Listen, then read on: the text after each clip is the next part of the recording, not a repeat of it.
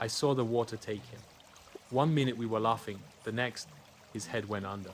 They told me to accept it, but I couldn't. Not after what I saw that night. Not after I met the man in white by the old fig tree. My name is Adebayo. I'm from a small Yoruba village called Oke Ireti, which means Hill of Hope. But nothing about our life there felt hopeful. We lived by a river the elders called Odo Alafia, the peaceful river. But everyone knew the river had its moods that claimed lives. For the years. I was 16. My younger brother Tunde was 11. He was loud, funny, fearless. He talked to goats like they were his classmates.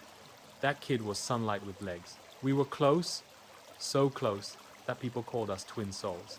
On a normal Wednesday evening, Tunde went with his friends to swim in the river. I was helping Mama roast corn outside. Then we heard the scream. I ran as fast as I could. I saw the water, calm like nothing had happened. I saw one slipper floating near the edge, but no tune. They searched. The villagers came. Even Baba Awolowo, the old hunter who never showed emotion, looked worried.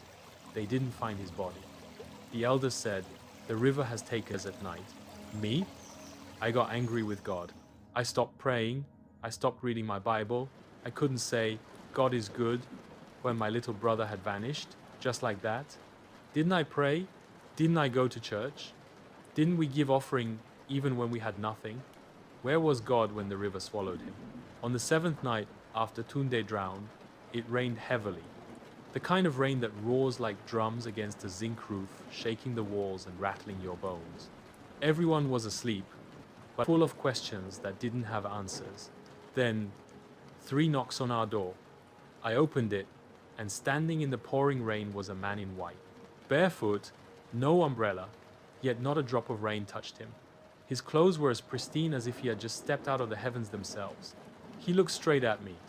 His eyes deep, kind, and filled with something I couldn't understand met mine. He said, "The Lord said you stopped believing, but he still believes in you." I was frozen, rooted to the spot. He stretched out his hand. In it was a carved piece of wood. "You will need this," he said, "when you enter the fire." Then, without another word, he turned and walked into the rain. I blinked once, and when I opened my eyes, he was gone. The next morning, I asked everyone in the village if they had seen a man in white. No one had. No one had passed our house. But the lamb carving? It was still in my hand. 2 weeks later, the soldiers came. A company from Lagos claimed that our land belonged to them. They came with machines and bulldozers demanding that we leave. They gave us 1 day to vacate. Baba resisted. So did many men in the village. We stood our ground. That night, they returned not with machines, but with fire. They set 5 houses ablaze, including ours. The flames roared higher than I could see, consuming everything in the heat, darkness. Each breath felt like it would be my last. But then, through the smoke, I saw it, the lamb carving glowing faintly in my pocket. I grabbed it tightly and whispered, "Jesus, if you're real, help me." And then I saw him, the man in white. He stood at the exit of the burning room, his figure glowing with an almost divine radiance. He stretched out his hand and said, "Faith is not about escape, it is about trust. Follow me." I didn't question, I didn't hesitate. I followed him. I ran through the flames as if they weren't even there, through fire that should have consumed me, but didn't. When I emerged on the other side, I was unscathed. Not even my hair was singed. Everyone called it a miracle. But it was more than that. It was a gift of faith. 1 month after the fire, the rains returned. But so did something else. He walked into the village, barefoot, weak, but alive. I ran to him, my heart racing, and hugged him like a ghost. I cried like a baby. He said he had been swept away by the current, but got stuck between 2 rocks downstream. A fisherman had rescued him, but due to the floods, he couldn't bring him back to the village. He stayed with a fisherman's family, a Christian family, in a far-off town, until he could finally return home. But here's the part that made my hands tremble. Tande, how did you know I had the carving of the lamp? He looked at me, his face filled with a kind of quiet understanding that only his voice barely above a whisper. The Lord said, "Your brother is waiting for a sign. He has a carving of a lamb. Tell him the time is now." I pulled the carving from my pocket and showed him. Tunde nodded.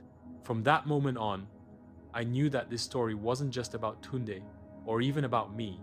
It was about faith toward God, the kind Pastor Philip always preached about. Not faith in your pastor, not faith in deliverance or signs, not faith in your own strength, but faith in God even when you don't see him, even when the river takes, even when the fire comes.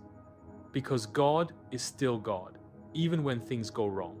And faith, real faith, it's knowing that even when you lose everything, he hasn't lost you. I share this story not because I want you to believe me, but because I want you to believe.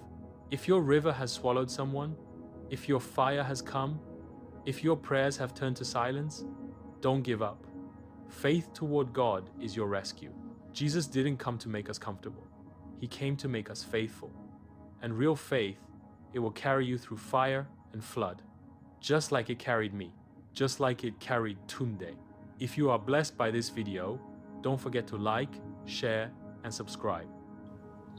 Thank you. I'll never forget the day I almost gave up on